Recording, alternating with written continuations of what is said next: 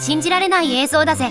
搭乗を断られた客が次に手にしたのは逮捕手続きだった。航空券を失うだけで済んだはずなのに、どうして逮捕まで行くのよ。舞台は2023年10月、フロリダ州の国際空港にある搭乗ゲートだぜ。スピリット航空の便に乗ろうとした大人の男性が搭乗を断られたんだ。ここまで急いで来たんだ。乗れないと言われても簡単には納得できない。今の言葉は状況を伝えるための創作で、実際の発言を再現したものじゃないぜ。諦めて別便を探せば終わった話でしょ。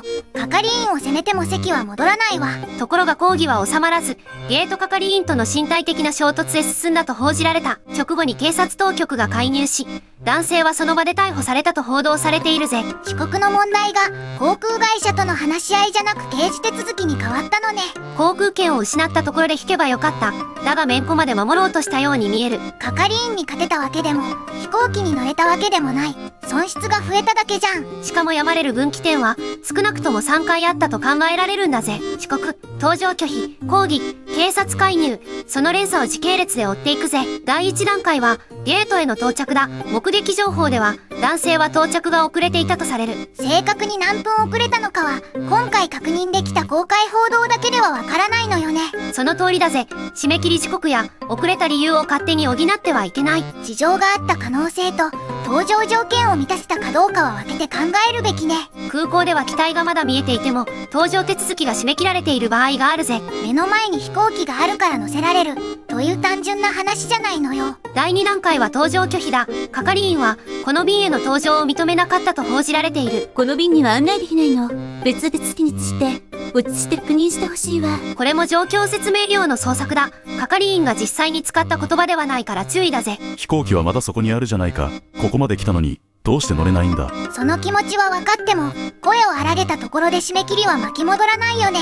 ここが最初の分岐点だ。拒否理由と代替案を聞けば損失は旅程だけで済んだ。まず聞くべきなのは誰が悪いかじゃなく今から何を選べるかでしょう。次の便、払い戻しの可否、手荷物の扱い、確認する対象はいくつもあるぜ。怒りを係員にぶつける時間が長いほど代替便を探す時間まで減っていくのよ。だが男性はカウンター前から離れず、係員との応酬が続いたと伝えられた。遅れた事情があったとしても係員を責めて飛行機が戻るわけじゃないよね。ここで問題は搭乗できるかではなく自分の要求を通せるかへ変わっていく。納得できる説明を聞くまではここを離れるつもりはないからな。今ここで案内できる内容は変わらないの。一旦カウンターから離れて。このやりとりも抽象化した再現で現場の会話を引用したものじゃないぜ。説明を求める権利と相手が困るまで居座ることは同じじゃないわ。第3段階は抗議の拡大だ。言葉の応酬が身体的な衝突に変わったとされる。ただし最初に誰が身体接触したのかは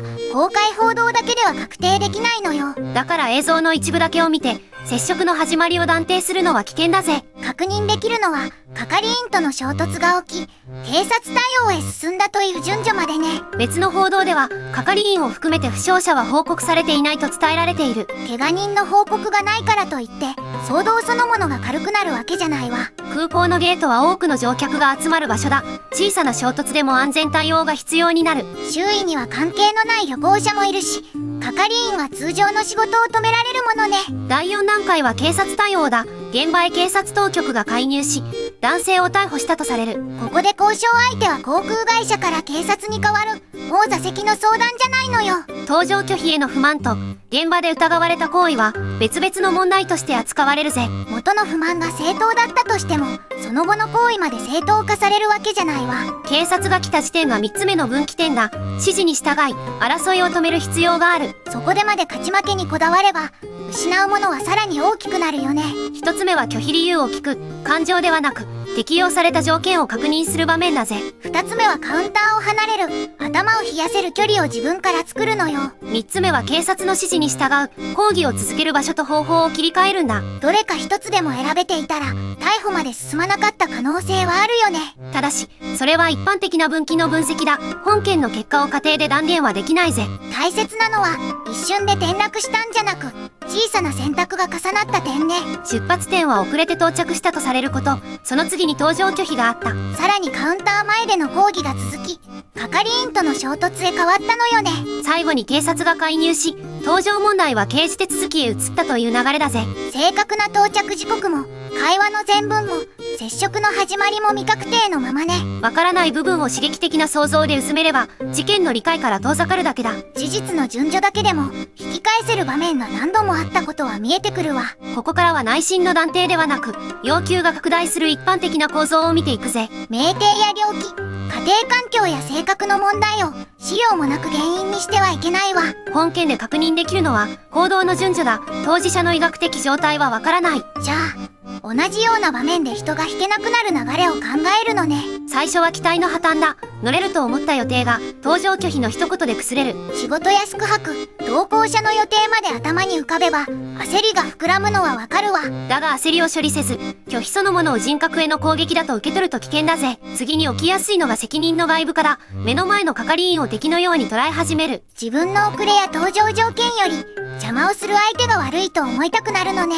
係員は規則を伝える窓口でも、運行判断を自由に覆せるとは限らないぜ。権限がない相手を強く責めても例外を作れるようにはならないわ。それでも強く要求すれば通るという経験があると、声量を上げやすくなる。以前うまくいった方法が空港の安全手続きでも通じるとは限らないよね。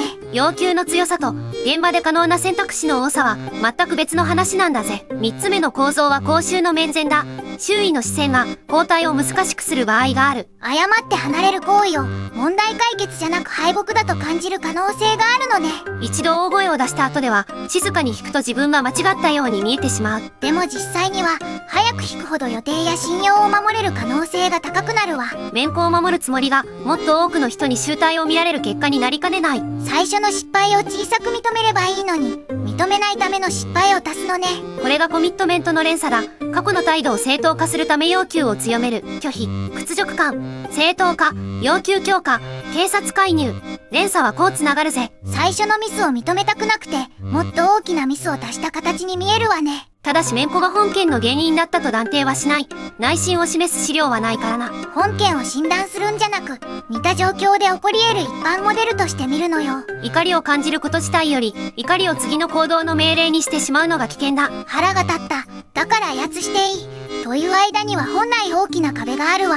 3秒止まって目的を確認すれば、勝つことより移動を守る方が大切だとわかる。自分の正しさを見せるより自分と同行者を安全に帰す方が優先だよね。結末を確認しよう。男性は現場で逮捕され、暴行容疑に直面したと報じられた。逮捕されたことと有罪判決を受けたことは同じじゃないのよね。その通りだ。逮捕、容疑、起訴、有罪判決はそれぞれ別の段階だぜ。今回の資料では最終的な起訴内容や有罪無罪、処分結果は確認できないわ。だから未確認の刑罰や罰金、搭乗禁止期間を追加することはできない。刺激的な結末を作るためにわからない未来を有罪扱いするのはダメね。2023年10月時点の報道では、男性は保釈金を納めて釈放されたとされる。それでも予定していた便に乗れず警察の手続きに時間を使ったのよ。失ったのは座席だけじゃない。予定、時間、信用、自由まで危険にさらした。係員に勝ったわけでも飛行機に乗れたわけでもない。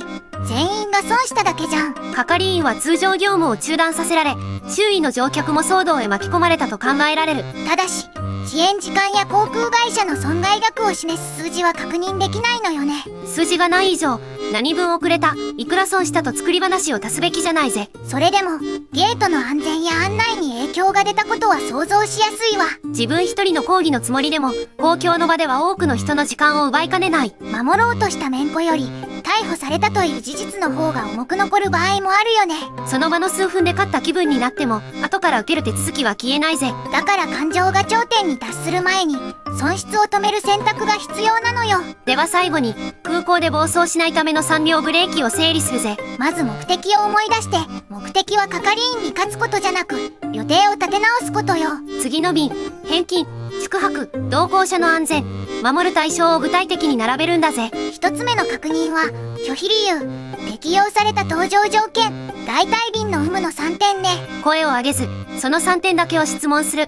感情の説明は後回しでいいぜ。二つ目は離れるよう促されたら最低数分はカウンターから離れることよ。同行者がいるなら交渉役を1人に絞り、荷物と安全の担当を分けるんだ。腹が立っても予定を守る行動と怒りをぶつける行動は別なのよ。三つ目はその場の安全確保と後日の不服申し立てを切り分けることね。予約番号、便名、日時、係員から受けた回答を落ち着いて記録するんだぜ。航空会社の判断に不服でも、係員への威圧と正式な苦情は別の行為だわ。米運輸省は、まず航空会社に解決の機会を与えるよう案内しているぜ。解決しない場合は、航空会社か米運輸省の窓口へ苦情を提出できるのよ。ゲートは法廷でも交渉番組でもない、安全と旅程を先に守る場所だぜ。本動画は2023年10月の公開報道が元だ。容疑は有罪を意味せず、動機も最終処分も断定しないぜ。身近な暴走から自分と家族を守りたいなら、チャンネル登録してね。